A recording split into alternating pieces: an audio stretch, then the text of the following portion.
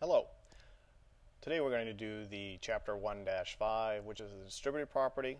The book deals with it in 2 or 3 different ways. However, I'm going to deal with it just purely as what is the distributive property and how do you utilize it.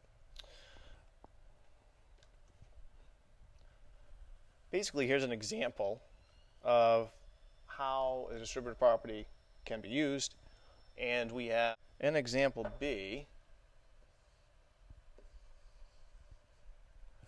We have 3 multiplied into the quantity of 2x squared plus 4x minus 1. So what you're going to do is you're going to distribute this here, here, and here. You're going to multiply 3. And you can see over to the right here that I've written it out so you can actually see the distributive property.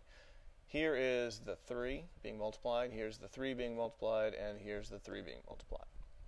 So 3 multiplied by 2x squared gives you 6x squared. 3 multiplied by 4x gives you 12x. They're both positive, so we have an addition sign between them. And the last term, we have 3 times 1 gives you 3, and it's a negative times positive, so we get subtraction. All right, so now what we do is we look to see if we can combine any like terms. We can't because none of them are like, so what we do is we simply rewrite it nicely, 6x squared plus 12x, subtract 3. And in good habit, and you'll learn this later, you always go in decreasing order, unless you're told otherwise. Okay.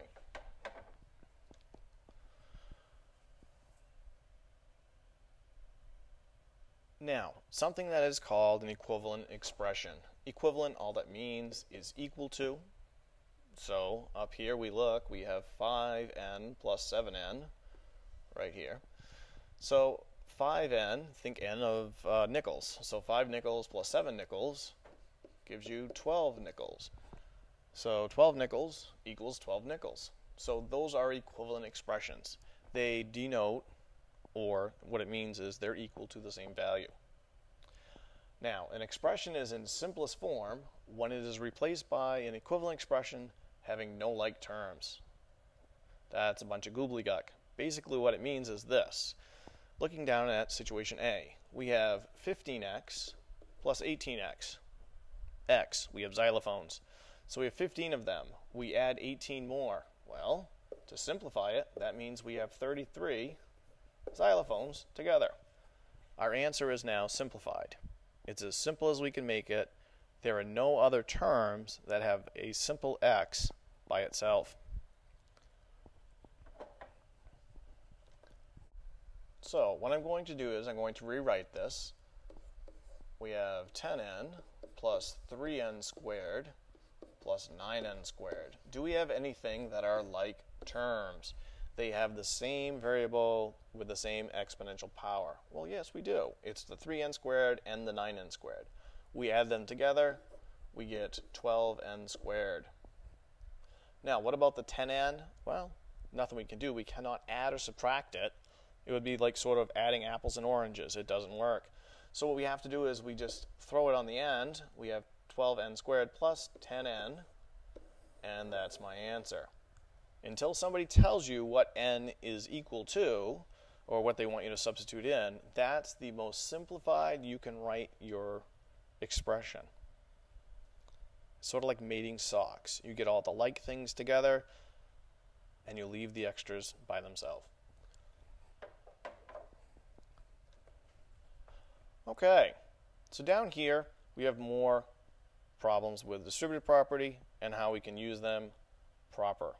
Now, in problem 16, we really would not distribute the 7 here and then here. That's just silly. That's a waste of your time. What you could do instead is you could say 13 plus 12. Well, we know that that's 25. And 7 25s, meaning multiply, or 7 quarters, is 175. That would be the smartest way to deal with that.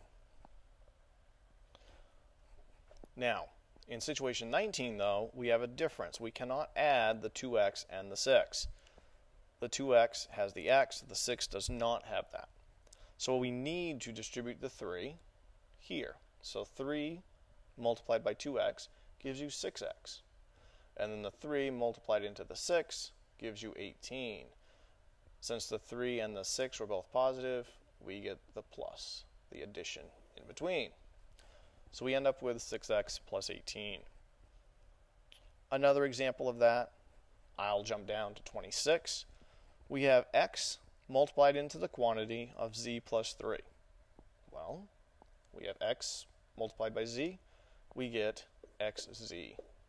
Usually we write things in alphabetical order. So if we have variables, we write them in order, unless someone tells us otherwise. Now we have x multiplied by 3. So we have 3x. We have a positive and a positive 3, so that gives me a positive in between. That's my simplified answer. It looks ugly. It looks like, wow, what really can you do? You're done right now until someone tells you what to substitute in for x, z, and x. All right, one thing I do want to bring up. Let's look at number 28. I'm sorry, number 23. We'll bring it up here. We have 28 multiplied by y minus 1/7. Now, this is a great use of the distributive property. We know that 28 multiplied by y is 28y. Now, I have 1/7 of 28. Really, what that means is 28 divided by 7. Well, 28 divided by 7, I know is 4. Here's my little thinking bubble over here. So 1/7 of 28 is 4. Now, I have a positive 28 multiplied by a negative 1/7. That leaves me with a subtraction symbol there. That's my answer. Okay. If you have any questions on this, please talk to your teacher, and he or she will be more than happy to explain it to you.